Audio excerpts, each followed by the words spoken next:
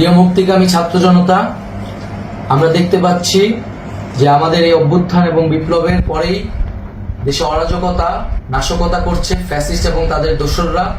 আমরা দেখতে পাচ্ছি যে বিভিন্ন জায়গায় এখন গোলাগুলি চলছে, মন্দিরে হামলা হচ্ছে এবং নাশকতা ও লুটপাট করছে। আমরা মনে করি আমাদের যে ছাত্র নাগরিকদের অভ্যুত্থান তাকে নস্যাৎ করার জন্যই পরিকল্পিতভাবে এই ধরনের ঘটনা ঘটানো হচ্ছে।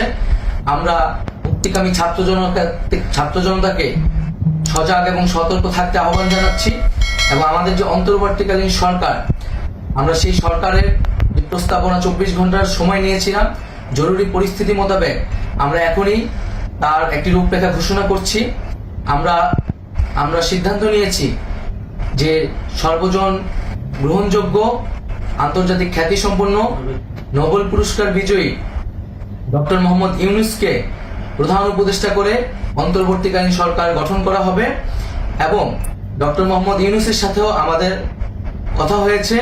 তিনি ছাত্র জনতার আহ্বানে বাংলাদেশকে রক্ষা করতে এই গুরু দায়িত্ব নিতে সম্মত হয়েছে।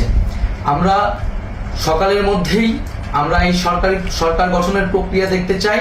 রাষ্ট্রপতির কাছে আহ্বান থাকবে যে দ্রুত সময়ের মধ্যে ডক্টর মোহাম্মদ ইউনূসকে প্রধান উপদেষ্টা করে অন্তর্বর্তীকালীন সরকার গঠন করা হোক এবং এই অন্তর্বর্তীকালীন সরকারের বাকি সদস্যদের নামও আমরা সকালের মধ্যে ঘোষণা করব।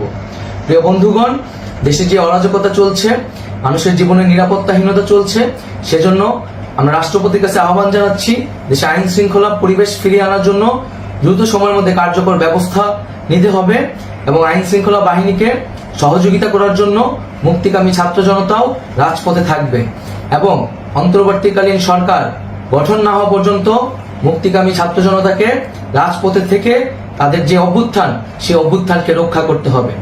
প্রিয় বন্ধুগণ, আমরা রক্ত দিয়েছি, শহীদ হয়েছি।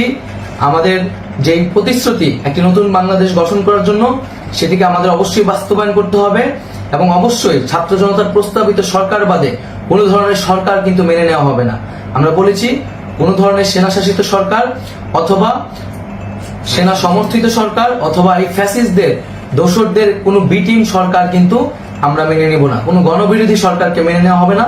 ছাত্র জনতার অভ্যুত্থানকারী যে প্রস্তাবিত সরকার, অন্তর্বর্তীকালীন সরকার, যেটা আমরা সিদ্ধান্ত উপনীত হয়েছি ডক্টর মোহাম্মদ ইউনূসকে প্রধান উপদেষ্টা করে এই সরকার গঠন করা হবে, সেই সরকারকেই বাস্তবায়ন করতে হবে অবিলম্বে।